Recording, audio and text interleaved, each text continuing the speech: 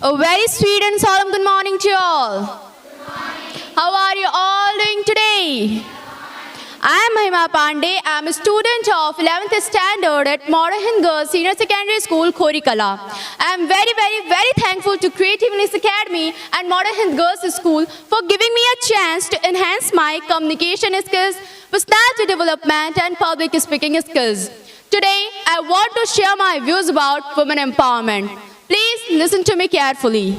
We all know that women have suffered a lot over the years. In earlier times, they were considered as non-existent. They didn't have voting rights. They couldn't make decisions for themselves on their own. They were dependent on men for even everything.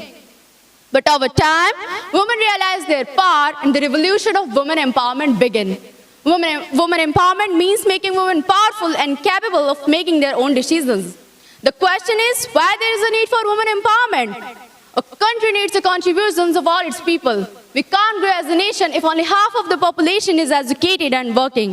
Women empowerment can reduce the poverty and provide a better chance for the next generation. It is the duty of our nation to protect its every citizens. There is a need to pay attention to the security of women and respect them. Thanks a lot for your attention. Have a nice day.